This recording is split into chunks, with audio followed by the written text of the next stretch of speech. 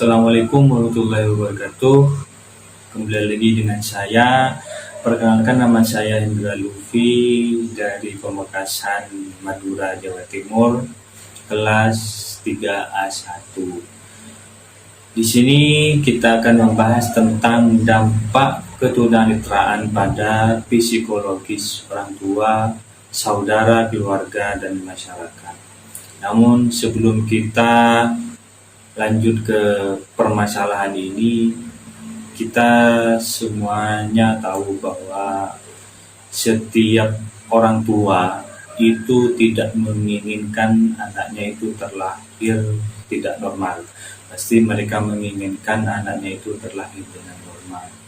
Namun kenyataannya ketika anak itu dilahirkan, ada sebagian anak itu yang lahir secara tidak normal.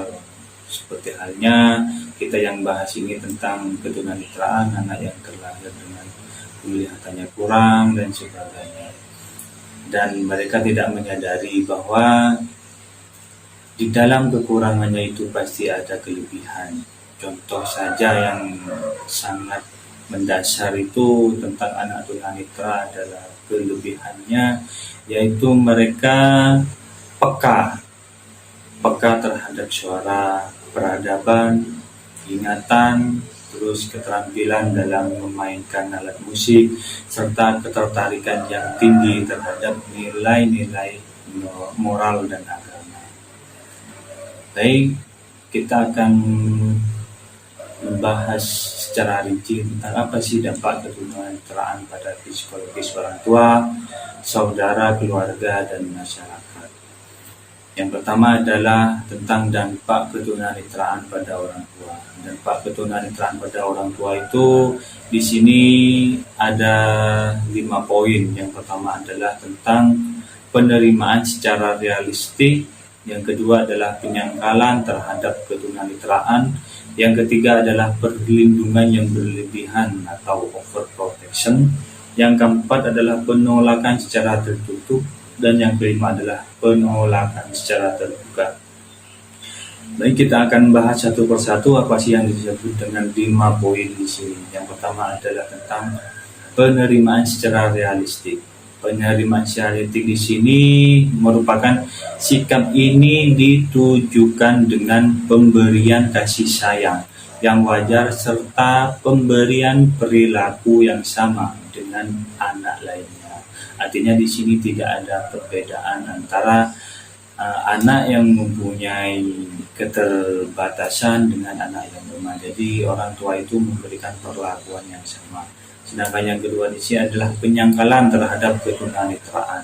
Jadi yang disebut dengan penyangkalan di sini biasanya ditanggapi dengan sikap yang terbuka tetapi disertai dengan alasan-alasan yang tidak realistis.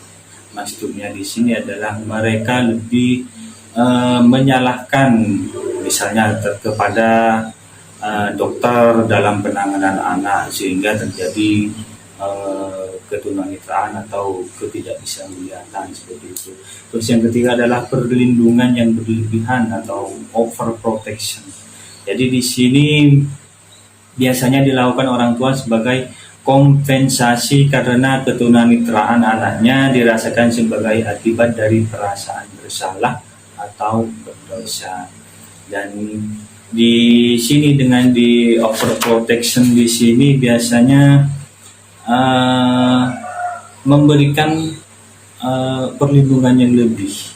Jadi anak itu tidak diberikan kebebasan dalam bergerak seperti itu. Terus yang ketiga adalah penolakan secara tertutup.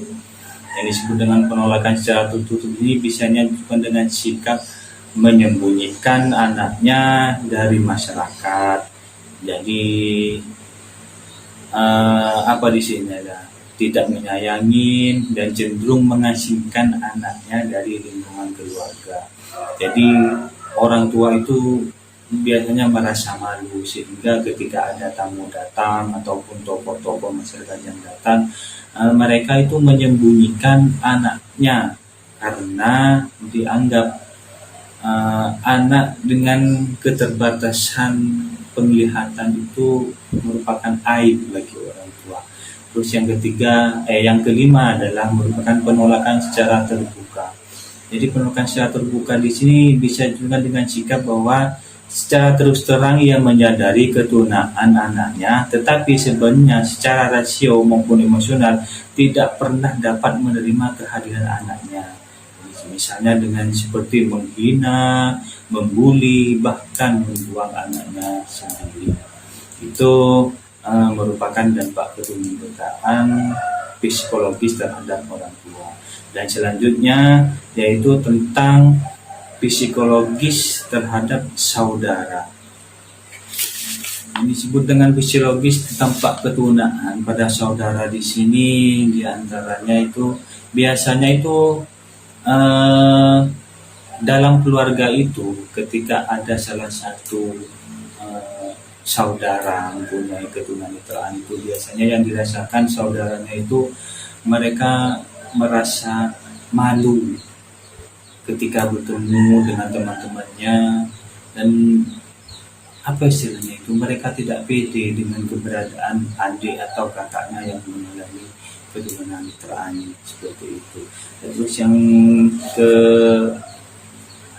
yang berikutnya adalah terhadap keluarga dan masyarakat.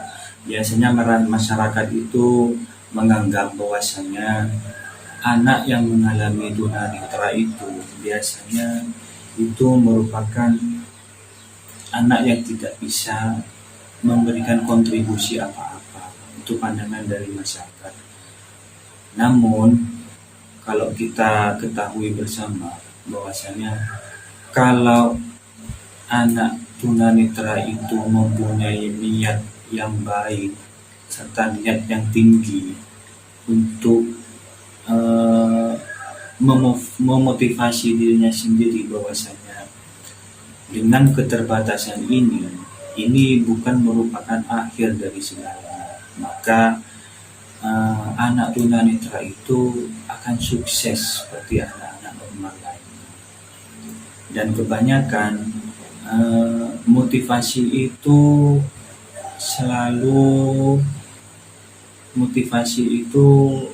tidak semua dimiliki oleh anak tunanetra, sehingga wajar memang kalau masyarakat itu mengatakan bahwasanya anak tunanetra itu memang tidak bisa apa-apa.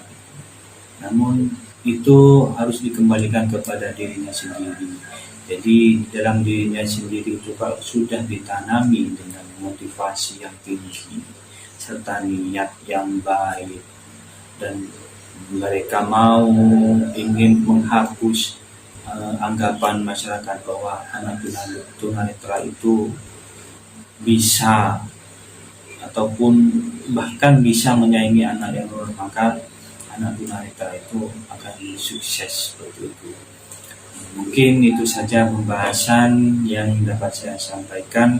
Sekali lagi kami di sini berusaha menyampaikan yang terbaik, dan kurang lebihnya saya memberikan saran ataupun masukan kepada dosen pembimbing kami, yaitu Bunda Tati, yang beliau merupakan yang sudah senior dan merupakan dosen dari kami.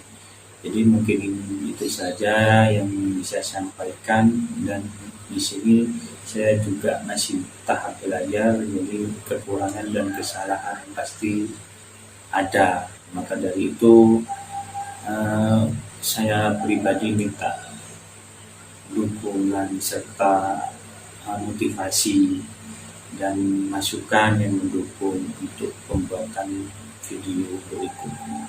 Mungkin itu saja yang bisa saya sampaikan. Kurang lebihnya saya mohon maaf yang sebesar-besarnya. Wallahul muwaffiq ila aqwamit thoriq. Wassalamualaikum warahmatullahi wabarakatuh.